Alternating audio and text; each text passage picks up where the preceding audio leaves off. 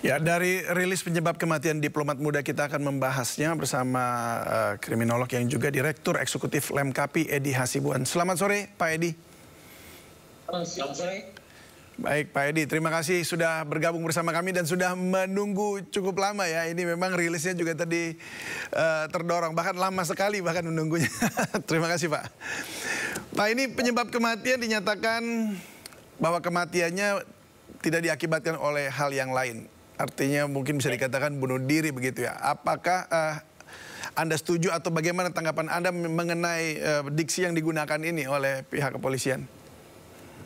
Ya, pertama tentu saja memang apa yang menjadi hasil ya crime investigation yang dilakukan oleh Polda Metro Jaya, tentu saja kita harus pahami ya bahwa memang kalau dilihat daripada kronologis ya, dari awal ya sampai akhir, sampai ditemukannya jenazah ya, memang tidak dilihat ada namanya tanda-tanda atau bukti kekerasannya. Artinya ini membuktikan kepada kita bahwasanya tidak ada pihak lain yang menyebabkan korban sampai meninggal dunia ya. Dan tentu ini bisa meyakinkan kita bahwa di dalam kasus ini, kejadian seperti ini bisa memberikan suatu gambaran kepada kita semua bahwa ini terjadi karena korban meninggal karena sakit atau mungkin tadi ada gangguan juga disebutkan bahwasanya gangguan pernapasan. Kemudian itu mungkin bisa menjadi salah satu penyebab korban tadi meninggal ya. Tadi dalam paparan saya lihat kepolisian menyebutkan bahwa ada dugaan bahwasanya dia meninggal karena ada gangguan pernapasan. Itu terjadi karena ada mungkin gangguan penempatan lakban tadi ya, mungkin karena tadi tidak bisa bernapas dan sebagainya, dan itulah ya mungkin ya dugaan kamu yang menyebabkan bahwasanya si korban ini meninggal karena ada dugaan karena gangguan pernapasan akibat daripada mungkin ya perilakunya sendiri ya.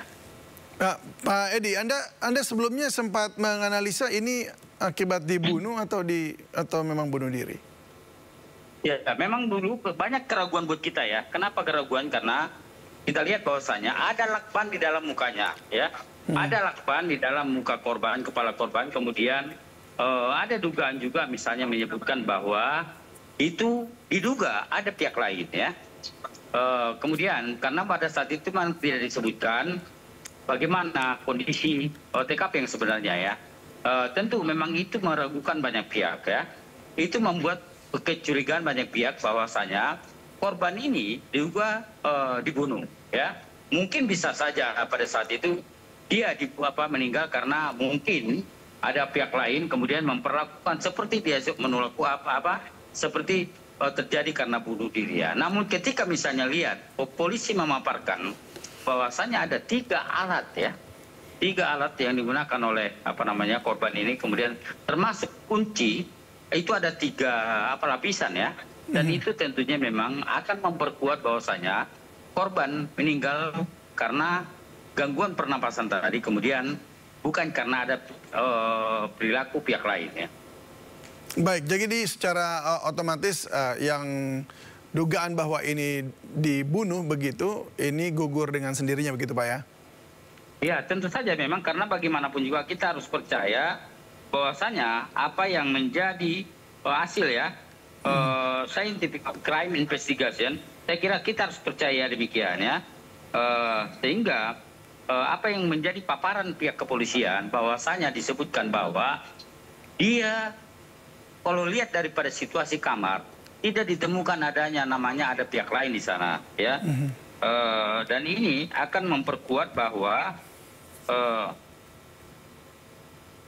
bahwasanya dia masuk ke dalam kamar itu sendiri, kemudian melakukan mengunci pintu, kemudian sampai ada 3 lapisan ya.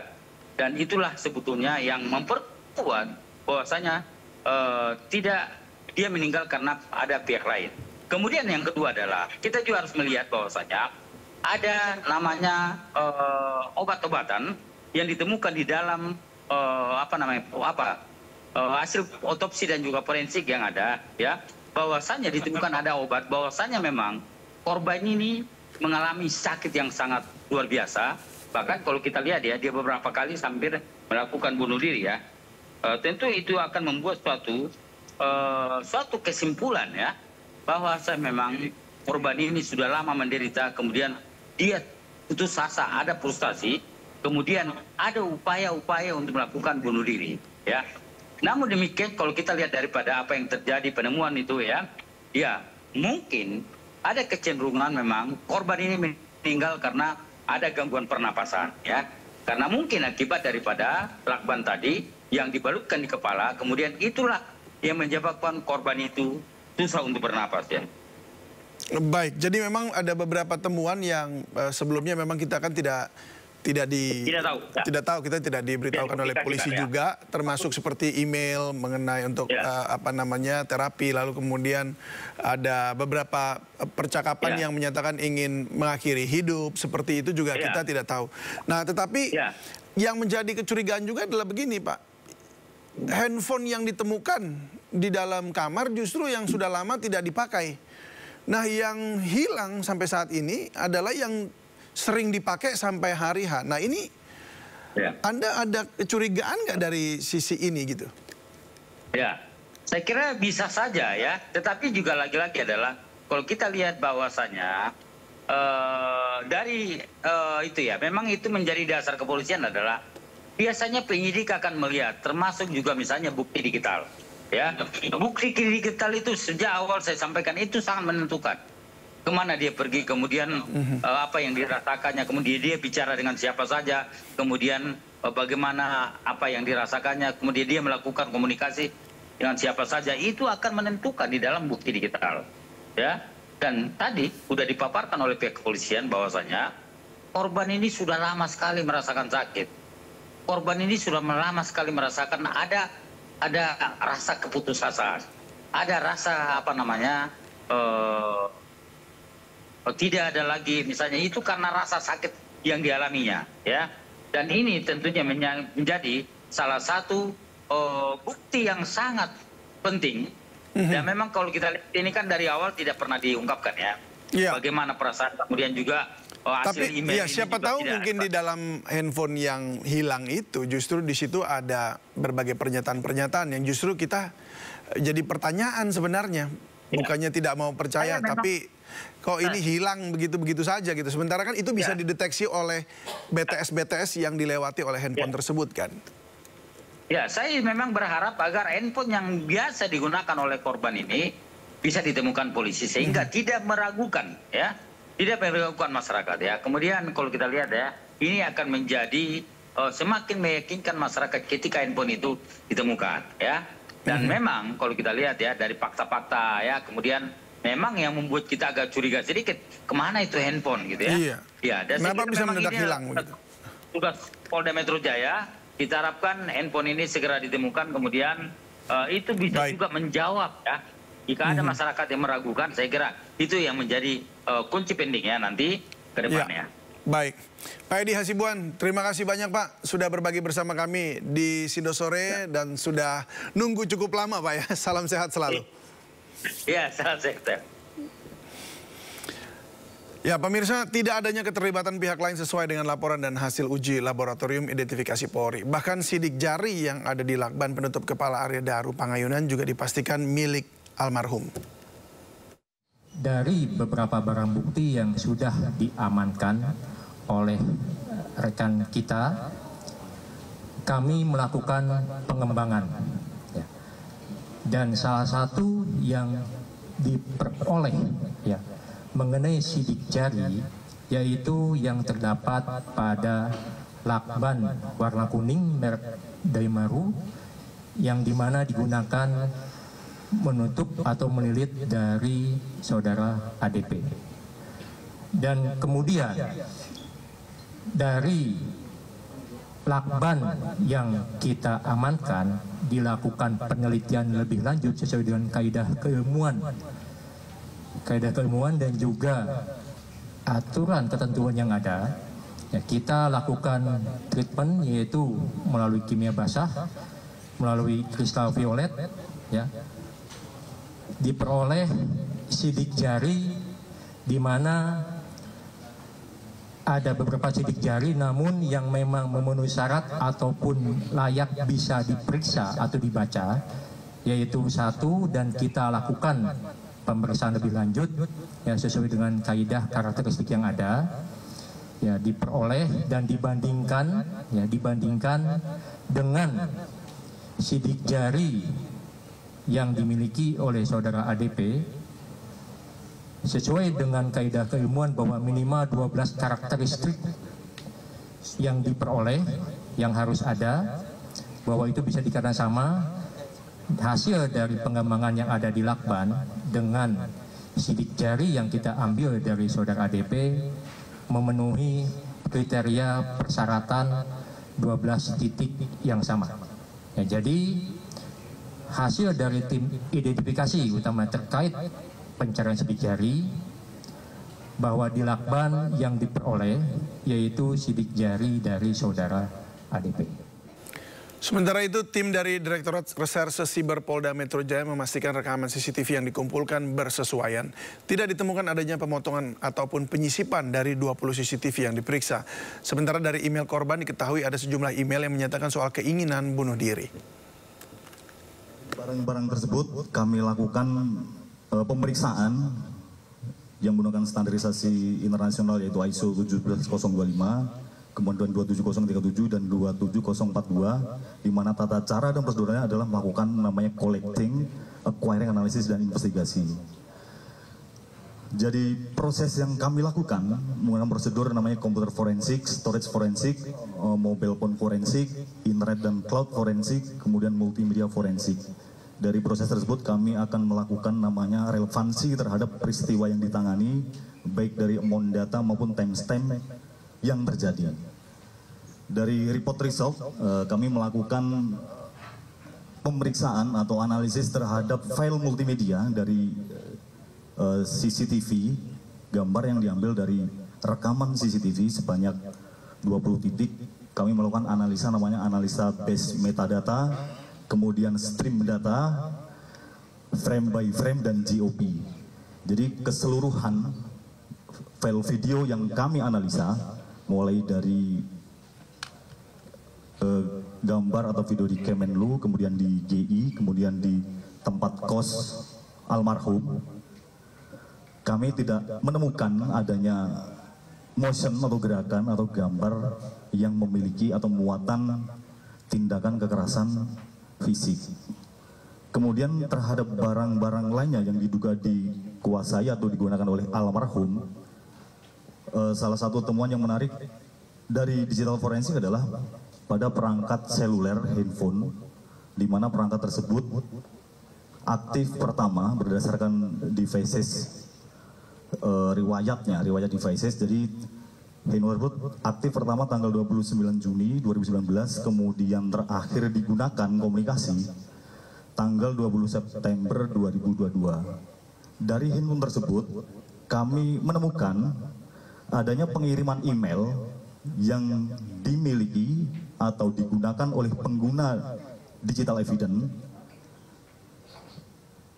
Alamatnya adalah di daru_c@yahoo.com, dikirim ke salah satu badan amal yang menyediakan layanan dukungan terhadap orang yang memiliki emosional yang mengalami perasaan tertekan dan putus asa, termasuk yang dapat menyebabkan bunuh diri.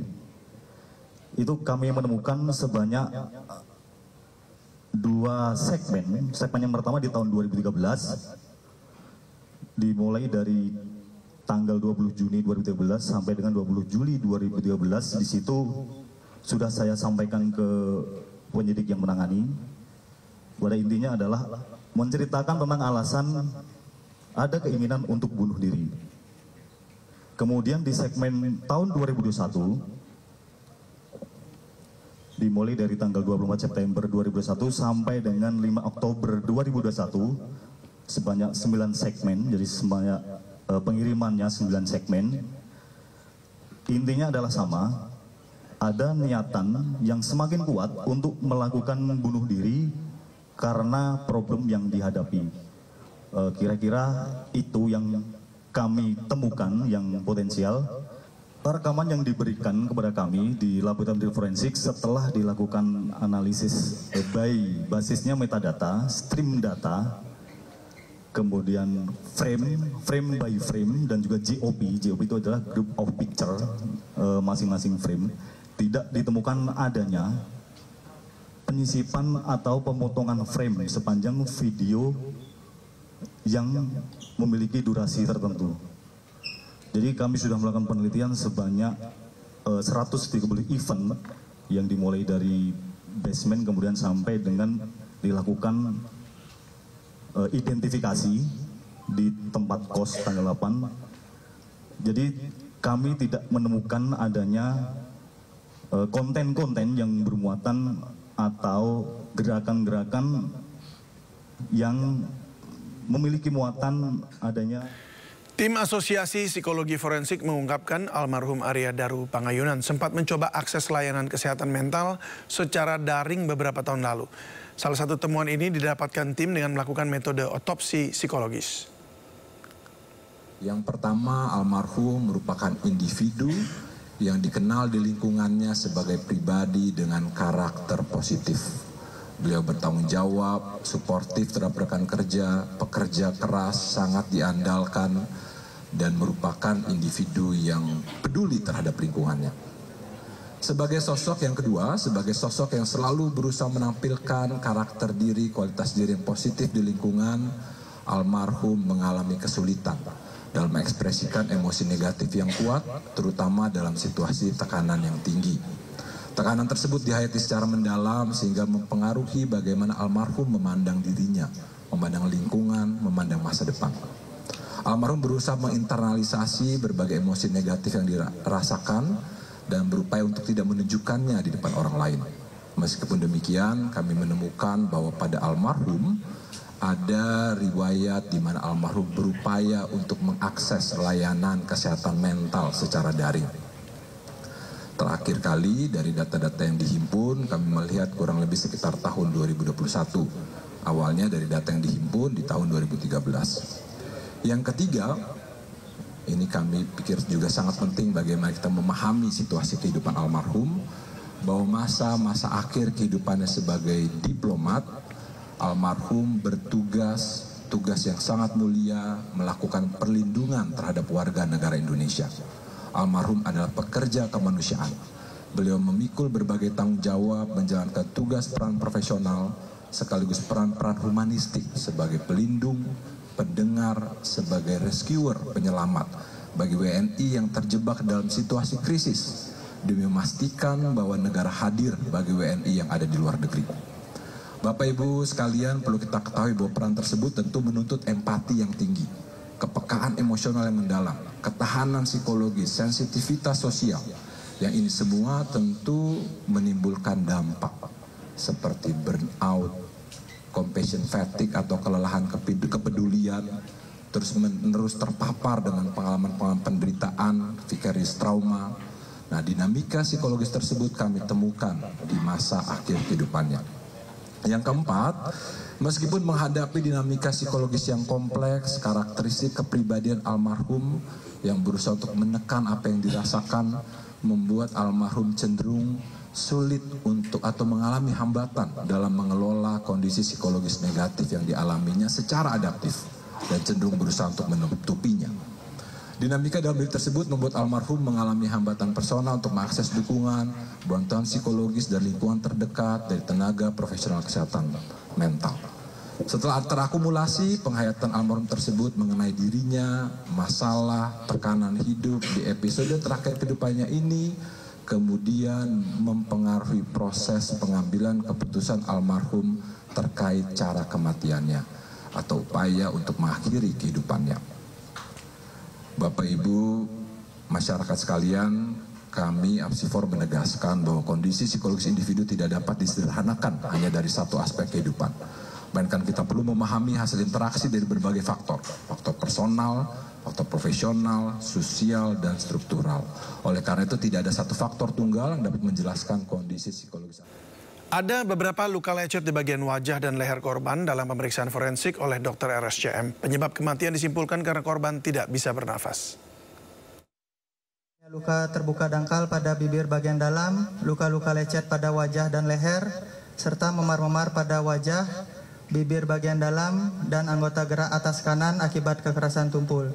Selanjutnya ditemukan darah berwarna lebih gelap dan encer, lendir serta busa halus pada batang tenggorok, adanya sembab paru, tanda-tanda perbendungan pada seluruh organ dalam, dan tidak ditemukan adanya penyakit pada organ-organ dalam almarhum. Selanjutnya pada hasil pemeriksaan laboratorium toksikologi serta histopatologi, dari pemeriksaan laboratorium toksikologi tidak ditemukan adanya zat yang dapat menyebabkan gangguan pertukaran oksigen. Tidak ditemukan adanya penyakit ataupun zat yang dapat menyebabkan gangguan pertukaran oksigen pada organ ataupun jaringan tubuh almarhum. Maka sebab mati almarhum akibat gangguan pertukaran oksigen pada saluran nafas atas yang menyebabkan. Sampai di sini breaking news kali ini. Terima kasih Anda masih telah bersama kami. Saya David Silahoy. Sampai jumpa.